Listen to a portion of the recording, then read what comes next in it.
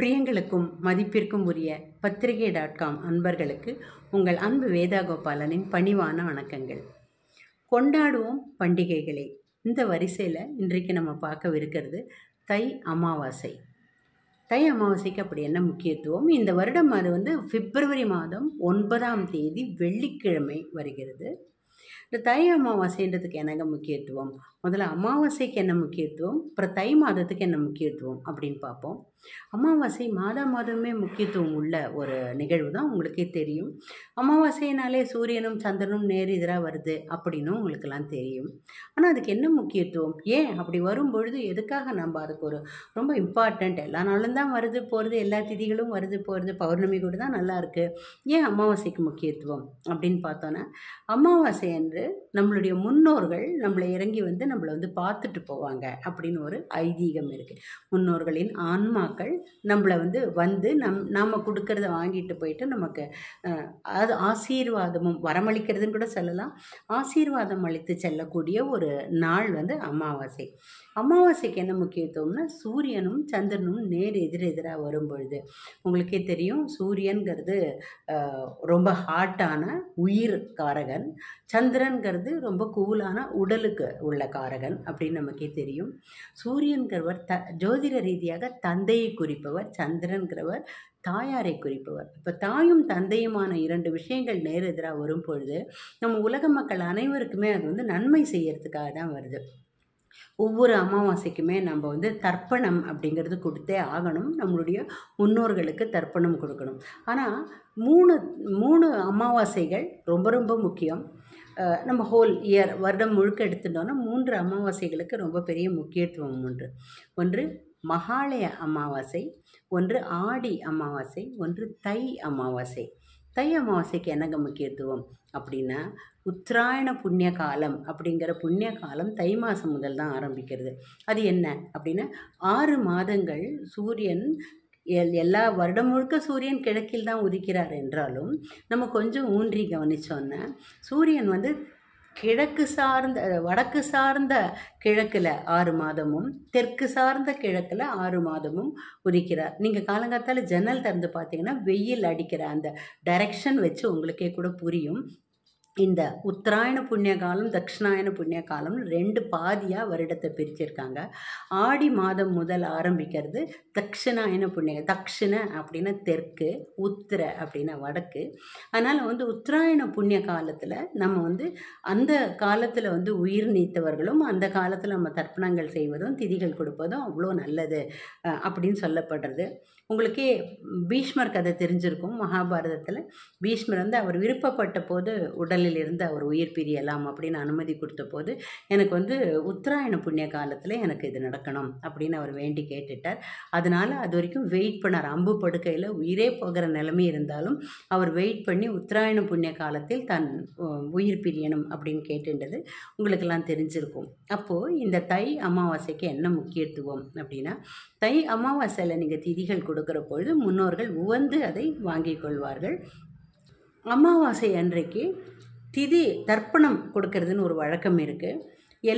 எல்லாருமே தன் வீட்டில் இறந்து போன முன்னோர்களுக்கான தர்ப்பணம் கொடுக்கறது ரொம்பவே முக்கியம். ஒவ்வொரு அமாவாசைக்கும் முக்கியம்னா தை அமாவாசையில் இன்னும் முக்கியம். ஏன்னா அது நான் சொன்னேன் உங்களுக்கு உத்தராயண புண்ணிய காலம்னு. இந்த அமாவாசை காலங்களில், குறிப்பாக தை அமாவாசை ஆடி அமாவாசை காலங்களில் கடல் ஸ்நானம் செய்வது ரொம்ப முக்கியம். அது ஏங்க கடலில் போய் குளிக்கிறதுல என்ன முக்கியத்துவம் இருக்குன்னு, ரொம்ப எளிமையான ஒரு லாஜிக் தான் இது. எல்லா புனித நதிகளும் போய் எங்கே கலக்கிறது? கடலில் போய் கலக்கிறது. நீங்கள் ஒவ்வொரு புனித நதியாக போய் தனித்தனியாக நீராடுறதை விடவும் கடலில் போய் கலக்கும் பொழுது அந்த கடலிலே போய் நீராடினால் உங்களுக்கு பல மடங்கு உங்களுக்கு பலன் கிடைச்சிரும். அத்தனை புனித நீரிலும் நீராடிய பலன் கிடைக்கும். அங்கே திதி கொடுக்கும் பொழுது உங்களுடைய 3 தலைமுறை முன்னோர்கள், உங்களுக்கு கடவுள் புண்ணியத்தில் அப்பா இருந்தார்னாக்கா அப்பா தான் செய்யணும், அதை நீங்கள் செய்யக்கூடாது. தந்தை உள்ளவர்கள் தர்ப்பணம் செய்யக்கூடாது. உங்களுடைய தந்தை நல்லபடியாக இருந்தார்னா உங்கள் தந்தை அவருடைய தந்தைக்கு, இல்லை உங்கள் தாத்தா நல்லபடியாக இருந்தார்னா உங்கள் தாத்தா அவருடைய தந்தைக்கு செய்ய வேண்டியதான் இந்த தர்ப்பணங்கள். இது செய்யும் பொழுது 3 தலைமுறையினரை நம்ம நினச்சிப்போம். அதாவது உதாரணத்துக்கு உங்களுடைய தாத்தா, உங்கள் அப்பா வந்து உங்கள் தாத்தாவுக்கு செய்கிறாருன்னு வச்சுக்கோங்களேன், இல்லை உங்கள் தாத்தா அவருடைய அப்பாவுக்கு செய்கிறாருன்னா அடுத்தடுத்த 3 தலைமுறையினரையும் அவருடைய மனைவிகளையும் நினைச்சு கொள்ள வேண்டும். இப்போ எதனாலேயோ நம்ம பார்த்துருக்கோம், தாத்தாவோட பேரை தான் பேரனுக்கு வைக்கணும் அப்படின்னு ஒரு வழக்கம் இருக்கும் இல்லையா?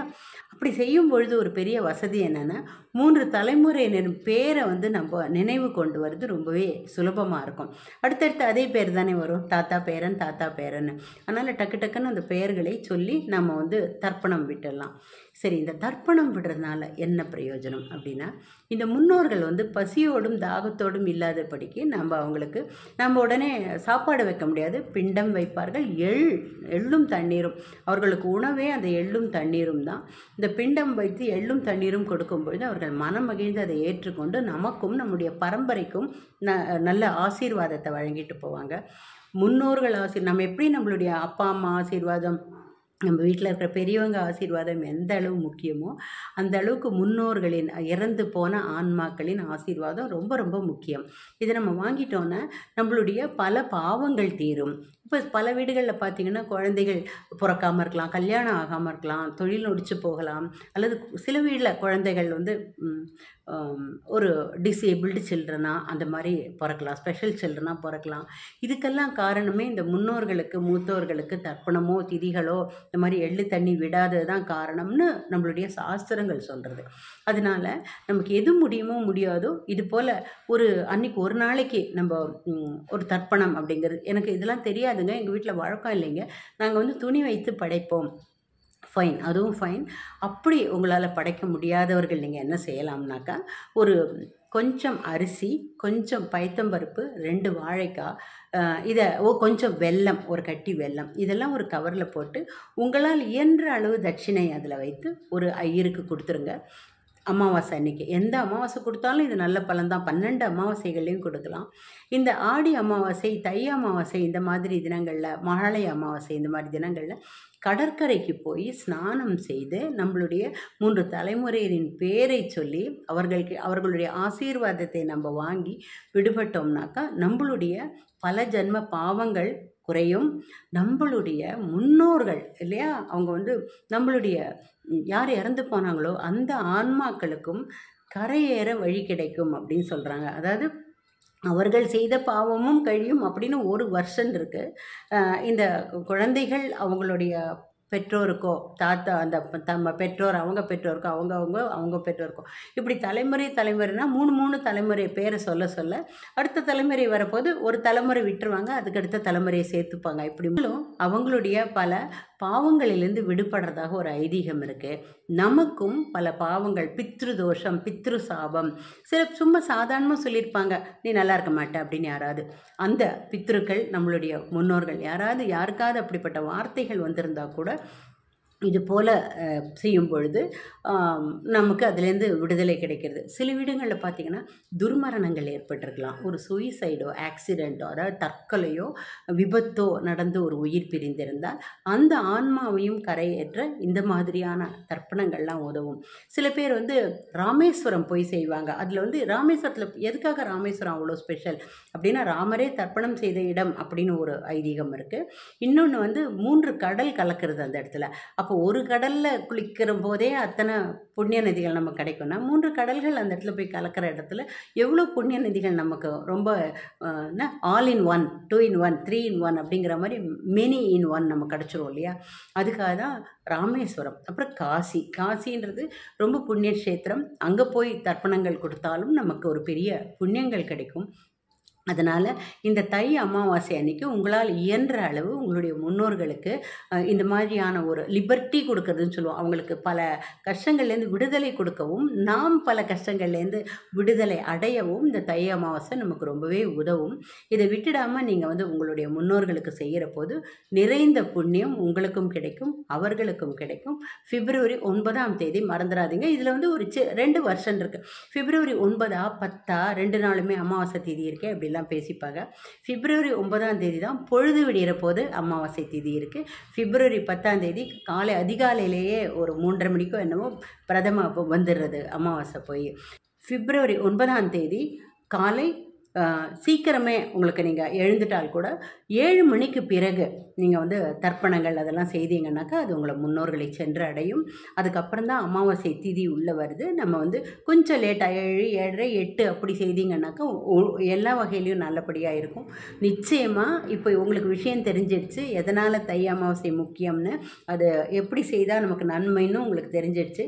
இந்த முறை நீங்கள் அதை செய்யுங்க. பாருங்கள் உங்கள் வீட்டில் எவ்வளோ முன்னேற்றங்கள் இருக்க போகிறதுன்னு.